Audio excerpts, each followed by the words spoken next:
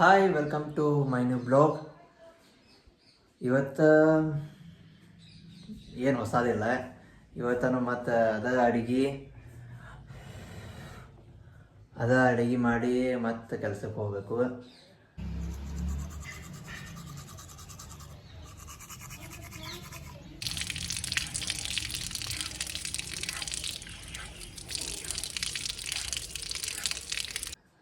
ಈಗ ಅಪ್ಪಗಟ್ಟು ಅಡುಗೆ ಮಾಡಿಡತನು ಮಧ್ಯಾಹ್ನ. ಇದು ಬೇಳೆ ಅಟ್ಟು ಕುದಿಯಕ್ಕೆ ಹಾಕ್ಯಾನು. ಈಗ ಅನ್ನಕ್ಕಷ್ಟೇ ಇಡ್ತಾನು. ಅನ್ನ ಮತ್ತು ಒಂದು ಸ್ವಲ್ಪ ಸಾರಾಟ ಮಾಡೋದಂದ್ರೆ ಅಪ್ಪಗಟ್ಟು ಒಂದು ಸ್ವಲ್ಪ ಊಟಕ್ಕೆ ಹಾಕೈತಿ. ಏನಾದ್ರು ಬೇಕಾದ್ರೆ ರೊಟ್ಟಿ ತೊಗೊಂಬಂದ್ರೆ ತಿಂತಾನು, ಇಲ್ಲಾಂದ್ರೆ ಅನ್ನ ಸಾರಾಟ ಉಂತಾನು ಮಧ್ಯಾಹ್ನ. ಇನ್ನೊಂದಟ್ಟು ಇನ್ನು ಇವಷ್ಟು ಬಾಂಡೆ ಅದಾವು. ನೀರಿಟ್ಟನು, ನೀರಟ್ಟ ಇನ್ನು ಕಾದಿಲ್ಲ. ಅವಾಗ ಹಿಂದಿದ್ದಾಗ ಆರಾಮ್ಸೆ ನಾ 7:15 ಹೇಳ್ತೀನಿ.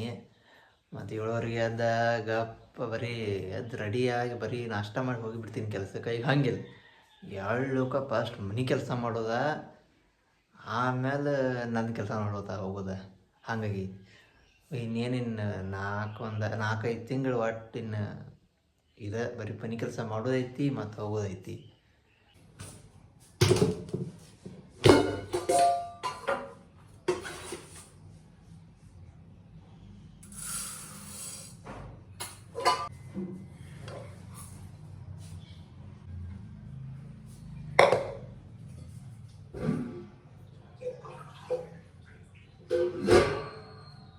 ಡೈಲಿ ಇದಾವೆ ನನ್ನ ಕೆಲಸ.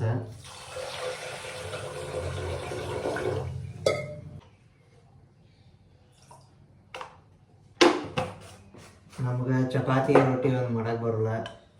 ಈ ಸಲ ಯಾವಾಗ ಖಾಲಿ ಮನೆಯಾಗಿದ್ದಾಗ ಟ್ರೈ ಮಾಡಬೇಕು ಮಾಡೋದು. ಬಂತಂದ್ರೆ ನೋಡೋದು, ಇಲ್ಲಾಂದ್ರೆ ಇಲ್ಲ.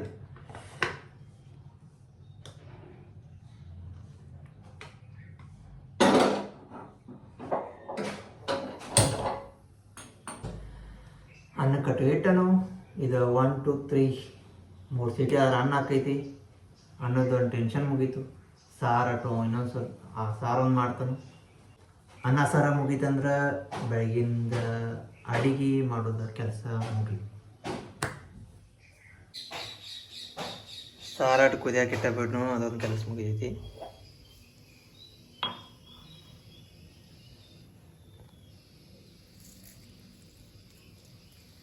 ಬೆಳ್ಳುಳ್ಳಿ ಎಳ್ಳು ಹಚ್ಕೊಂಡು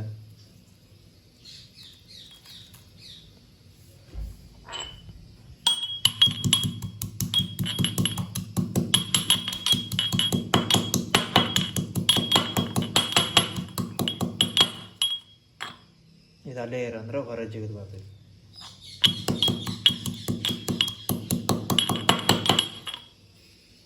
ಆಯ್ತು. ಬಂಡೆ ಆಟಿದ್ದು ರಾತ್ರಿದು ಅವನು ಅಟ್ಟು ತಿಕ್ಕೊಂಬನ್ನಿ, ತಿಕ್ಕಾತೀನಿ ಆಟೋಟ. ಮತ್ತು ಇವತ್ತು ನೀರು ಬರ್ತಾವೆ, ನೀರು ಬಂದವು. ಅವನ್ನ ತುಂಬಿ ಮತ್ತಿನ್ನ ಜಳ್ಕೊಂಡು ಬರ್ಬೇಕು. ಇನ್ನು ಪೂಜೆ ಮಾಡೋದೈತಿ, ದೊಡ್ಡ ಕೆಲಸ ಇದೆಯಪ್ಪ.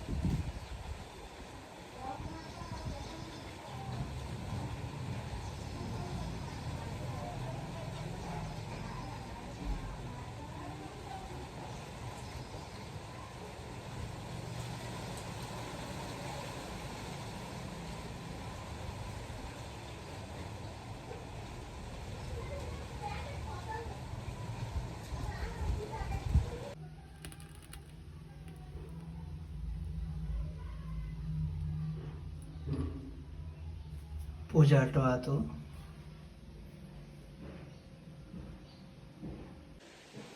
ಬೆಳಗಿಂದಟ್ಟು ಎಲ್ಲ ಕೆಲಸ ಮುಗೀತು.